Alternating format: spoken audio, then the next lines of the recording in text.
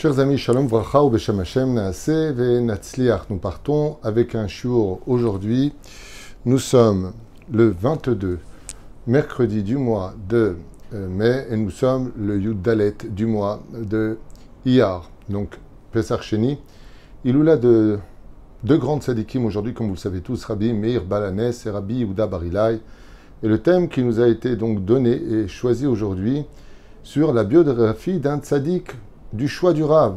Et je pense qu'aujourd'hui, il n'y a pas mieux que pour Bezrat Hashem citer Rabbi Meir Baal HaNes, Ruto Yagen al Kol Am Israël, que nous allons étudier ensemble, shiur acheté par Sandra Chava, ou Ava, pour la refoua shlema de sa fille Sabrina, grossi bat Chava, Sandra, grossi Bezrat Hashem, Shakadosh Baruch Hu shlach la refoua shlema achlama meira ou briyut etana, Ela de Meir Haneni, c'est le cas de le dire, Ela de Meir Haneni. Bezrat Hashem, car le mérite de Rabbi Meir Baal HaNes tagen alea lechaim tovim ul shalom. Elle demande aussi pour la libération de tous nos otages, protection shekol chayalen, ou une grande geoula shlema pour tous les venus Israël, Bezrat Hashem, et que l'on n'entende que de très très très bonnes nouvelles avec l'aide d'Hashem. On pensera à une grande refoua shlema aussi pour tous les malades d'Israël, et j'ai beaucoup de téléphones dans ce domaine. Alors une grande refoua shlema pour tous les ptsuim, tous les blessés, toutes les personnes malades, qu'Akadosh Baruch Hu vous comble de achlama meira bebriyut etana. Yeshuot ve Nechamot. On commence tout de suite ce shiur avec donc tout simplement Rabbi Meir Baal HaNes. Alors on me demande un choix d'un tzaddik. Aujourd'hui c'est Saïloula, donc il est Matov ou Manaim. Et sans plus tarder, nous ouvrons avec Bezrat Hashem ce qu'a dit un jour un autre Rabbi Meir, Baba Meir, que tout le monde connaît sous le nom de Rabbi Meir Abu Hatzer Zecher Tzadik Vekadosh Tivracha, le fils de Baba Saleh, qui a repris un verset de nos sages qui dit Dagot belev ish tasichena tesichena leacherim. Quand une personne a des soucis dans son cœur, vous savez que malheureusement, les soucis, l'anxiété provoquent des maladies. On peut développer un cancer avec de l'anxiété, de la tristesse. Et donc, il est impératif d'être toujours confiant en Dieu et d'être sa mère si on veut préserver sa santé, comme tout le monde le sait d'ailleurs. Oufren, à propos de ce verset, Dagot belev ish tesichena leacherim. Quand tu as des problèmes dans ton cœur, Rabbi Meir Abu Hatzera, il disait à la Shalom, le fils de Baba Saleh, quand tu as des problèmes dans ton cœur, parle-en à une autre personne. Les acherim parlent à d'autres personnes. Au niveau du pshat, tout le monde sait très très bien que le fait de se vider un peu de toute cette boue qui est à l'intérieur de nous, sur des injustices qui sont subies, sur des fausses accusations, sur toutes sortes de choses qui nous portent préjudice au niveau de notre conscience, de notre cœur, ou que la méchanceté des uns et des autres, comme on peut le constater, comme on dit nos chachamim, qu'à la fin des temps, ce seront ceux qu'on aime le plus qui nous feront le plus de mal. Donc on peut très facilement imaginer combien, Béhémet, on est dans une situation compliquée dans cette génération où beaucoup de personnes feraient bien de vérifier s'ils ont un cœur de pierre ou un cœur de chair. Et donc on se fait du mal. Et quand on va se confier, quand on va expliquer un petit peu ses soucis, le pourquoi des choses, eh bien automatiquement, c'est une façon de se consoler. Le fait de raconter un peu nos soucis permet pour chacun de nous consoler. Aval, Baba Meir alav shalom, il a dit, regarde bien ce qui est marqué dans ce verset. Dagod belev ish tesichena leacherim. Qui c'est acherim? Qui est l'autre? Alors on ne parle pas du psychologue qui effectivement va nous faire du bien parce qu'il va nous écouter, mais acherim, c'est le surnom qu'on donne à ce grand Tana Eloki, élève de Rabbi Akiva, Rabbi Meir Baal HaNes. On lui a donné 3 noms dans le Talmud, Rabbi Nehorai, Rabbi Meir et Acherim.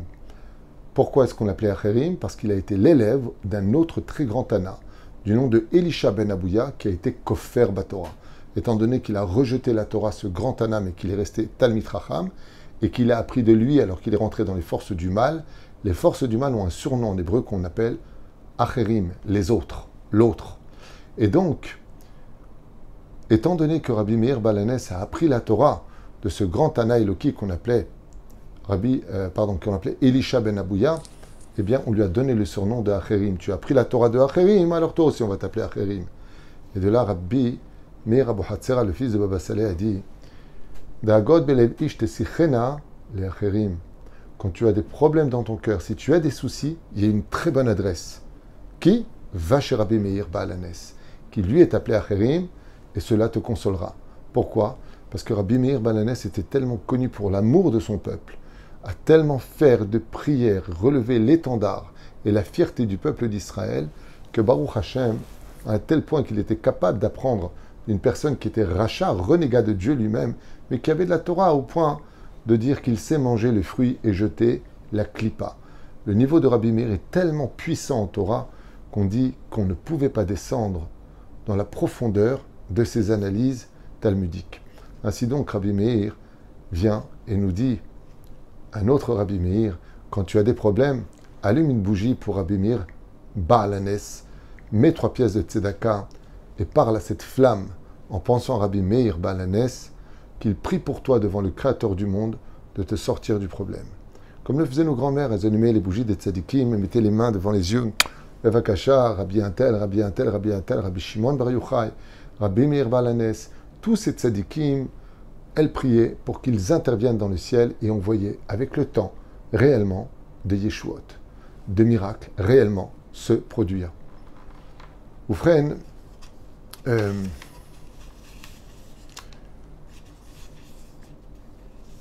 j'ai plusieurs histoires à vous raconter que j'ai notées ici brièvement à propos de Rabbi Meir Baal Hanes. La première histoire qu'on a avec lui, qui vont définir 3 points chez lui, 3 points essentiels. La première histoire concerne Rabbi Meir Baal Hanes sur un récit qui est très peu connu de lui, qu'on retrouve dans sa biographie, dans les Midrashim. C'est quand Rabbi Meir, déjà si instruit en Torah et d'une piété hors du commun, à l'âge de 19 ans, va rendre visite à un compagnon d'études.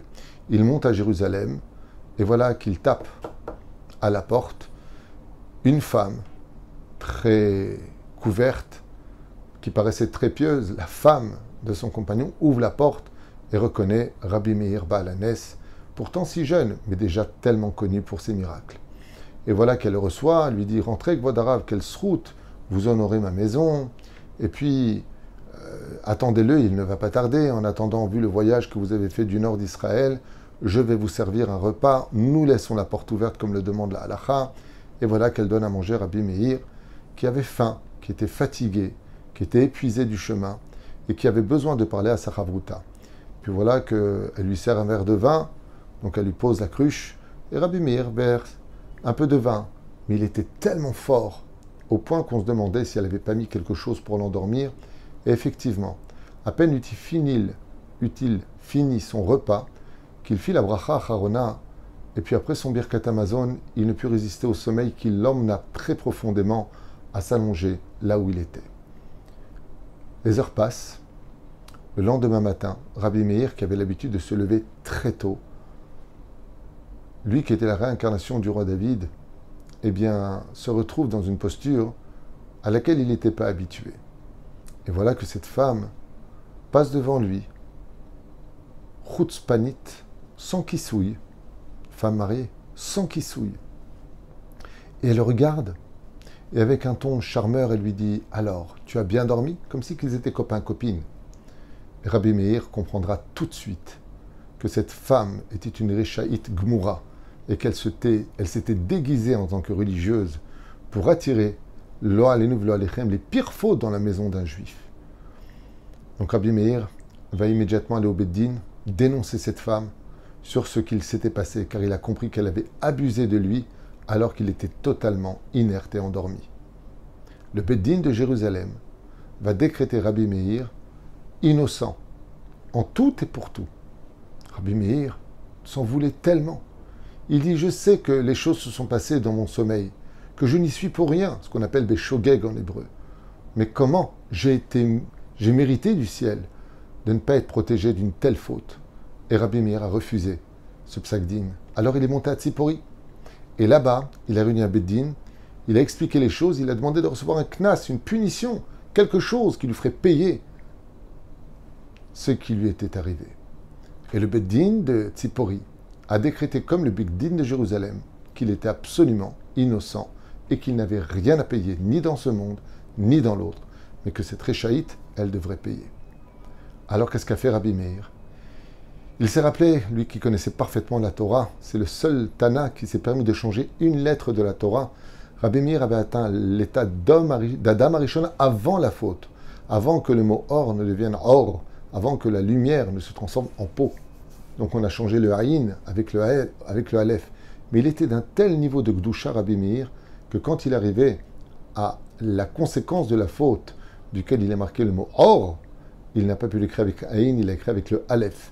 Ce qui fait que le seul Sefer Torah de l'histoire du peuple d'Israël, qui est un peu différent de tous les autres Sefer Torah, mais qui est resté caché au niveau de Rabbi Meir uniquement, c'est son Sefer Torah, où là-bas, au lieu de marquer Vayas Hashem Elokim Ktonot Or, il a marqué Ketonet Or. Il a fait un vêtement de lumière pour vous dire tellement le niveau de Rabbi Meir était élevé en Torah. Et il se rappelle une chose, un animal ne peut attaquer un homme que s'il voit non pas un homme, mais un autre animal. Donc quand on a une faute sur nous, on crée un ange sombre et négatif qui a une âme animale, puisqu'elle vient de notre côté animal pour lequel nous avons fauté. Qu'est-ce que fait Rabbi Meir? Comme le Bédine l'avait rendu 2 fois de suite innocent sans lui donner la moindre punition, il rentra dans la forêt, là où se trouvaient des ours sauvages, bruns, et des lions de toutes sortes de félins. Et bien sûr, à peine arrivé dans la forêt, tous les animaux se sont prosternés devant Rabbi Meir Baal HaNes. Tous se sont prosternés. Rabbi Meir était fatigué, un peu désespéré. Il s'est assis et à sa grande surprise, les lions se sont mis autour de lui pour créer comme une espèce de fauteuil, comme pour le Rachaim HaKadosh, comme pour Daniel. Et donc il a compris que Bémet, il n'avait pas de faute, il n'y était absolument pour rien. Alors il s'est mis à pleurer. Il est resté dans cette forêt autour des animaux et il s'est mis à pleurer, le Créateur du monde. Maître du monde, je sais que je suis innocent, jamais de ma vie j'aurais fauté, jamais de ma vie, ni en pensée, ni en parole, ni en action, j'aurais pu commettre une telle erreur. Mais étant donné que cela m'est arrivé, je t'en supplie, même si je suis innocent, punis-moi d'avoir été digne d'une telle innocence, mais malgré tout pris pour la Avera. Il passa toute la nuit à pleurer le Créateur du monde et se retourna vers un lion sur lequel il lui demanda de le punir. Et le lion, sur l'ordre divin, accepta de donner un coup de griffe assez violent dans la jambe de Rabbi Meir Baal HaNes, qui le fera boiter jusqu'à la fin de ses 120 ans de vie, où il finira par être enterré debout, car Rabbi Meir était tellement grand en Torah qu'il a dit que pour la résurrection des morts, s'il était allongé, il perdrait quelques secondes d'étude de courir vers le Beth Midrash dès que viendra le moment de la Géoula, de la rédemption finale et de la résurrection des morts. Ce qui fait qu'il est enterré debout avec son bâton jusqu'à aujourd'hui à Tibériade. C'était la première histoire pour nous montrer combien Rabbi Meir était quelqu'un de minutieux, quelqu'un qui aimait la justice et qui ne supportait pas la faute, à plus forte raison quand elle était chez lui. Voyons combien Rabbi Meir était humble. On nous raconte qu'un jour, alors qu'il faisait ses drachotes, les hommes étaient devant, ensuite il y avait un voile, un rideau, et derrière ce rideau se tenaient les femmes. Et Rabbi Meir enseignait la Torah de cette façon-là. Et un jour, alors qu'il s'était attardé au chiour, plus que prévu, une des femmes qui était donc derrière ce rideau avec beaucoup d'autres femmes sont rentrées tard à la maison. Et Rabbi Meir prenait le même chemin que cette femme qui rentrait chez elle. Et voilà que quand elle rentrait à l'intérieur, le mari se jeta sur sa femme et puis commença à l'insulter, à l'incendier, et puis en même temps à parler du mal du Rav. Et il lui a dit, le mari à sa femme, « Je te mets à la porte et tu ne remettras les pieds ici que quand tu auras craché sur le visage de ce Rabbi Meir Baal HaNes. » Rabbi Meir a entendu les choses, il était juste à côté et s'attarda sur place, puis il vit que l'homme mit sa femme dehors. Alors Rabbi Meir fit semblant de aïe aïe aïe gratter son œil et de dire, « Oh madame, s'il vous plaît, pouvez-vous me rendre un service? Est-ce que vous pouvez cracher, s'il vous plaît? J'ai une grave poussière qui est dans l'œil. Est-ce que vous pouvez me cracher juste devant la fenêtre du mari ?»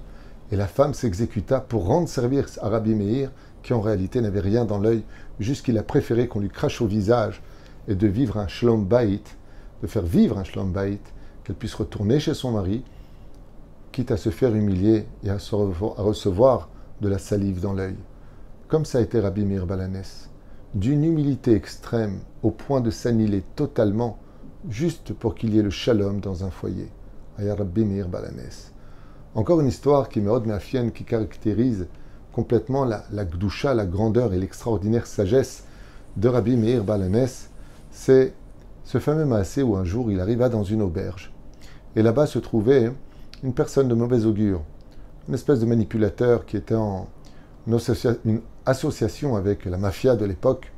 Et il avait l'habitude de recevoir des invités chez lui, jusqu'à ce que toutes les chambres de son hôtel, enfin de son auberge, soient pleines. Et vers les coups de 2 heures du matin, dans une panique extrême, se mit à hurler « Sortez vite, prenez toutes vos affaires, sortez, sortez !» Il avait l'habitude d'inventer toutes sortes de choses. Il y a le feu, il y a des épidémies, il se passe des choses graves, je dois partir en urgence. Et donc tout le monde partait de façon assez paniquée, en courant et en le suivant. Et où est-ce qu'il avait l'habitude de les emmener? À peu près à 500-600 mètres à l'intérieur de la forêt, où là-bas, plusieurs brigands les attendaient et les dévalisaient de tout ce qu'ils possédaient. Une fois, Rabbi Meir arriva avec ses élèves dans cette auberge, et à 2 heures du matin, alors qu'il était en train d'étudier la Torah, il entend de façon paniquée « Vite, sortez vite, sortez vite !» Et là, Rabbi Meir sort de la chambre et dit à ses élèves de rester à l'intérieur, vient voir l'aubergiste et lui dit « Ah non, mais moi, de toute façon, je ne sortirai pas d'ici et ne partirai pas d'ici sans mon petit frère. » Alors il lui a dit « Sans votre petit frère, et comment il s'appelle ?» Il lui a dit « Mon petit frère, il s'appelle Kitov. » Il dit « Allez le réveiller et qu'il parte avec vous. Il faut faire vite. » Il lui a dit « Non, mais il n'est pas là, mon petit frère. Il vit dans le quartier des pauvres. Donc, si vous voulez que je vienne avec vous, il n'y a pas de problème. Allez chercher dans le quartier des pauvres et nous partirons. » Cet aubergiste comprit qu'il n'avait pas le choix et courut dans le quartier des pauvres. Et là, il se mit à crier, alors que les gens dormaient par centaines, à droite et à gauche, sur des paillasses, dû à leur manque d'argent. « Kitov, Kitov, le frère de Rabbi Meir, Kitov, Kitov !» Et bien sûr, tout le monde lui disait « Tais-toi, tu nous saoules, va-t'en d'ici, chut !» Et il ne le trouva pas. Ne l'ayant pas trouvé, alors il arriva à l'aube, à l'auberge. Et il lui a dit « Écoute, je ne sais pas ce que tu me racontais avec ton frère, j'ai cherché dans tout le quartier des pauvres, et il était nulle part. » Et il dit « C'est normal. Il vient d'arriver. » Il dit « Il est où ?» Il est juste derrière toi. Et à ce moment-là, le soleil se levait. Alors il lui a dit « Mais il n'y a personne. » Il lui a dit « Si, il y a le soleil, car quand Dieu, Akadosh Baruch Hu, le créateur du monde, a créé le monde, il a marqué là-bas « Vayar Elohim et hayom Kitov ». Quand Dieu a créé le jour, il a dit « Kitov ». Il a dit « Le meilleur ami de l'homme, c'est pas l'obscurité. C'est quand il fait jour et qu'il sait où il pose les pieds pour ne pas tomber dans le piège des brigands comme toi », lui a dit Rabbi Meir.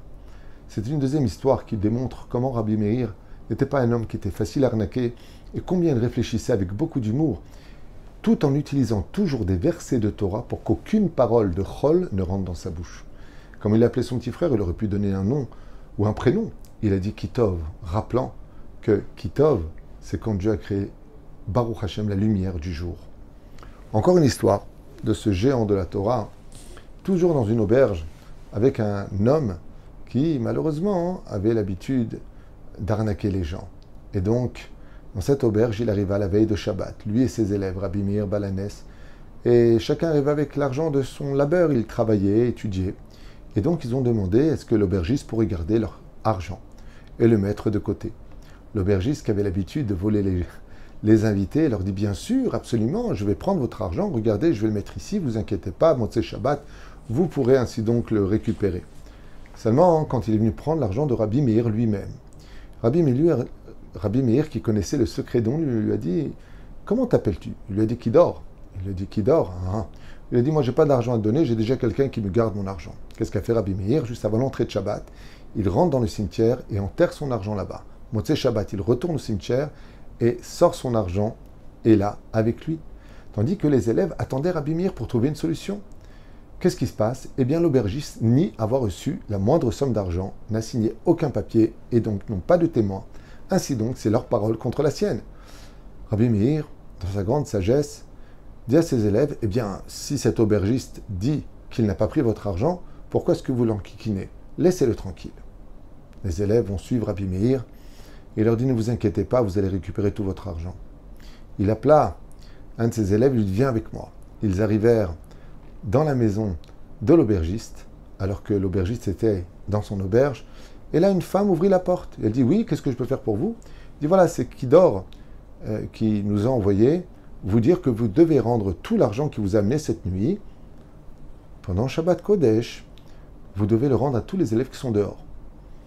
Non, non, non, non, non, mon mari m'aurait jamais demandé de rendre de l'argent, ça c'est impossible, je le connais. Elle a dit, ah si, il nous a dit qu'il vous avait intérêt à obéir, et pour preuve, eh bien, il a mangé tout à l'heure des petits pois que vous lui avez tout simplement cuisinés. La femme réfléchit, elle dit, effectivement, je lui ai fait des petits pois, il n'y avait personne, il n'y avait que lui et moi. Ok, si c'est le signe qu'il a donné, alors c'est que c'est vraiment lui. Et elle remit l'argent dans les mains de Rabbi Meir, qui puisse le donner par la suite aux élèves.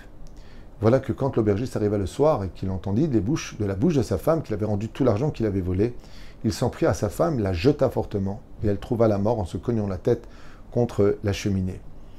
Il perdit absolument tout et n'eut pas eu d'autre choix que de s'enfuir. En attendant, les élèves ont posé la question à Rabbi Meir Baal HaNes et lui ont dit, mais comment est-ce que vous saviez qu'il avait mangé des petits pois? Il dit, tu sais, chez nous les juifs, on a une belle mitzvah qui s'appelle Maïm Acharonim Chova. Quand on mange du pain, quand on mange quelque chose, on se lave les mains. Et on a les minhag d'essuyer aussi notre bouche pour avoir une bouche propre, pour faire le Birkat Hamazon. Mais les Réchaïm, eux, ils mangent sans bénédiction, ils mangent salement, ne font pas de Birkat Hamazon. Ce qui fait que ce matin, en lui parlant, je me suis rendu compte que sur les poils de sa moustache, il avait de la sauce qu'on cuisine en général avec des petits pois. Il avait un tout petit bout de petits pois aussi qui était coincé dans les poils de sa moustache, ce qui m'a donné le signe que ce matin, il venait manger tout simplement des petits pois. La Rot Chochmato chez le Rabbi Meir Baal HaNes, Alav Shalom. Et pour finir, cette biographie magnifique de Rabbi Meir Baal HaNes, ce fameux Elad et Meir Haneni.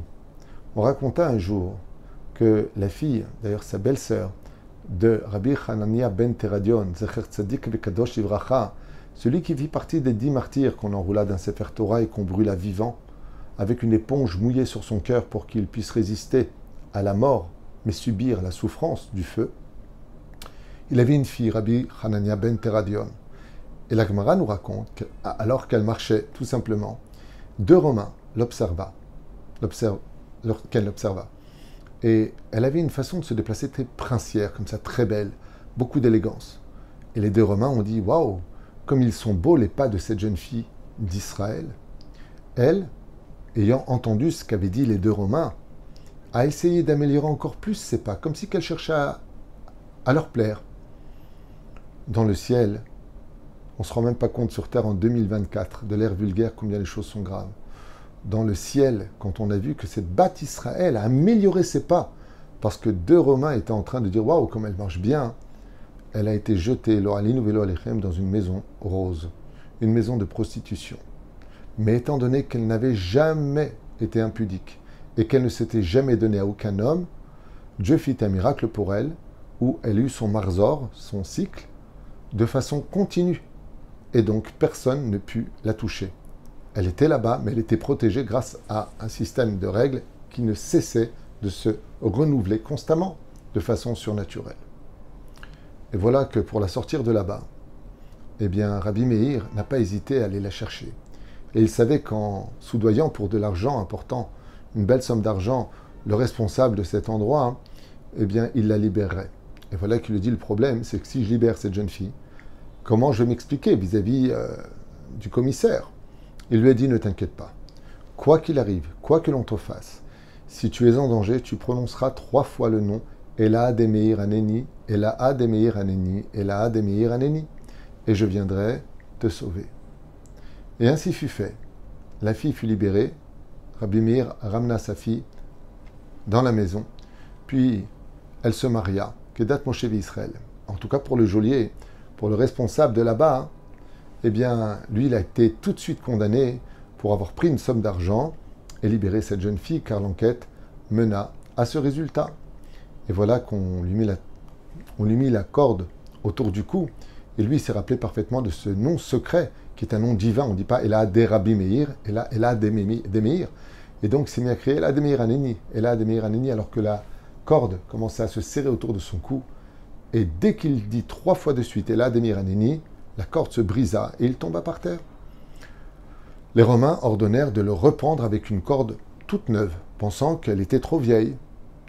Et le même scénario se reproduit. Il cria Elad et Meir Haneni 3 fois, et la corde toute neuve et épaisse se brisa une fois de plus, le laissant tomber par terre. Alors ils ont essayé une 3e fois de le pendre, cette fois en doublant la corde, et il s'écrie une fois de plus Elad et Meir Haneni, Elad et Meir Haneni, Elad et Meir Haneni, libère-moi. et les 2 cordes se sont cassées. Quand le commissaire, le Romain, a vu ça, il a dit apparemment, dans le ciel, on ne veut pas que tu meurs, je préfère ne pas avoir mes mains mêlées à cette histoire, pars avec ta somme d'argent et disparais d'ici. Et ainsi cet homme a été sauvé, et cette histoire qui fut regardée, observée par des témoins oculaires, se propagea sur tout le royaume d'Israël, et ce jusqu'à aujourd'hui, où quand on a des problèmes, si on allume une bougie d'huile d'olive pour Rabbi Meir Balanès, qu'on met 3 pièces, en disant la Ademir Anani et la Ademir Anani et la Ademir Anani, il y a de fortes chances, peut-être pas à 100%, je ne sais pas, chacun avec son degré d'Emouna, il y a de fortes chances à ce que chacun de nous vivions un miracle grâce à ce Tana Eloki, Rabbi Meir Balanès. Aujourd'hui, il y a lui, il y a aussi Rabbi Yehuda Barila, Isruto Yagen Al-Kol Israël. Amen, ve Amen. Il raconte que cette étude, par le mérite de ces 2 grands Tanaïm, Yagen ve Yavi Bracha, Revacha ve Atzlacha, Bechol Maseadea, pour cette étude qui a été faite pour Bezrat Hashem, la Refoua Shlema définitive de Sabrina Grossi Batrava, Sandra, ou Ava Sandra Grossi. Shakadosh Baruch Hu yitan la achlama meira. Amen ve Amen.